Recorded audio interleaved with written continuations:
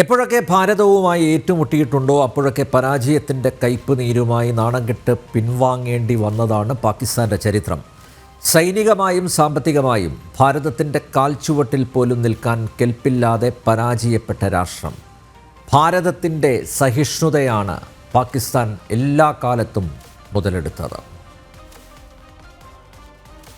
എപ്പോഴൊക്കെ ഭാരതവുമായി ഏറ്റുമുട്ടിയിട്ടുണ്ടോ അപ്പോഴൊക്കെ പരാജയത്തിന്റെ കയ്പ് നീർന്നുണഞ്ഞ് നാണം കെട്ട് പിൻവാങ്ങേണ്ടി വന്നതാണ് പാകിസ്ഥാന്റെ ചരിത്രം.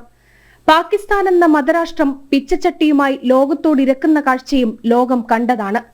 അല്പപ്രാണനുമായി അന്നത്തിനു വേണ്ടി പരസ്പരം കടിപിടി കൂടി മരിച്ചു വീഴുന്ന പൗരന്മാർ. ഏഷ്യയിലെ ഏറ്റവും അധികം പണപ്പെരുപ്പമുള്ള രാഷ്ട്രം. $131 ബില്യൺ പാകിസ്ഥാന്റെ വിദേശ കടം. ദൈനംദിന ചെലവിന് പോലും കടം വാങ്ങേണ്ട അവസ്ഥ. ആഗോള പട്ടിണി സൂചികയിൽ 127 രാജ്യങ്ങളിൽ 109 സ്ഥാനം. ജനസംഖ്യയിൽ 4/1 ദാരിദ്ര്യരേഖയ്ക്ക് താഴെ. ശക്തവും സ്ഥിരതയുള്ളതുമായ ഭരണകൂടം ഒരു കാലത്തും പാകിസ്ഥാൻ ഉണ്ടായിരുന്നില്ല. IMF-ൽ നിന്ന് ലഭിച്ച $7 മില്യൺ കടം കൊണ്ട് മാത്രമാണ് ഇപ്പോൾ പിടിച്ചു നിൽക്കുന്നത്. സ്വന്തം വീട്ടുവളപ്പിൽ വളർത്തിയ തീവ്രവാദം പാകിസ്ഥാനെ തന്നെ വിഴുങ്ങിക്കഴിഞ്ഞു. 45ഓളം ഭീകര സംഘടനകൾ പ്രവർത്തിക്കുന്നത് പാകിസ്ഥാനിലാണെന്ന് കണ്ടെത്തിയത് അന്താരാഷ്ട്ര ഏജൻസികളാണ്. പാകിസ്ഥാന്റെ കണ്ണ് ജമ്മുവിലും ലഡാക്കിലുമായിരുന്നു. അല്പപ്രാണനുമായി അവർ അന്താരാഷ്ട്ര വേദികളിൽ ഈ ആവശ്യം ഉയർത്തിക്കാട്ടി. UN ജനറൽ അസംബ്ലിയിൽ പാകിസ്ഥാന് ഭാരതം കൃത്യമായ മറുപടി നൽകി വായടപ്പിച്ചു. 1947-ലെ വിഭജനത്തിന് ശേഷം ഇത് 8ാം തവണയാണ് പാകിസ്ഥാൻ ഇന്ത്യൻ സൈന്യത്തിന്റെ പ്രഹരമേൽക്കുന്നത്.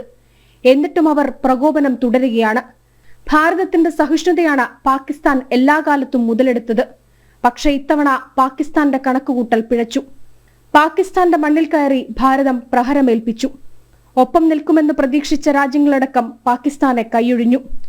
തുടർച്ചയായി ഭാരതവുമായി യുദ്ധമുണ്ടായാൽ വെറും 96 മണിക്കൂർ മാത്രമാണ് പാകിസ്ഥാന് പിടിച്ചു നിൽക്കാൻ കഴിയുക. എന്നിട്ടും പാകിസ്ഥാൻ പ്രകോപനം തുടരുന്നത് ഭാരതം ഇപ്പോഴും യുദ്ധ നിയമങ്ങൾ പാലിക്കുമെന്ന ഉറപ്പുള്ളതുകൊണ്ടാണ്. നരേന്ദ്രമോദി എന്ന ആർജവമുള്ള ഭരണാധികാരിയുടെ കീഴിൽ രാജ്യവും പ്രജകളും സുരക്ഷിതമായിരിക്കുമെന്ന വിശ്വാസം അതുണ്ട് ഇവിടുത്തെ 140 കോടി ജനങ്ങൾക്കും. ജനം, കോഴിക്കോട്.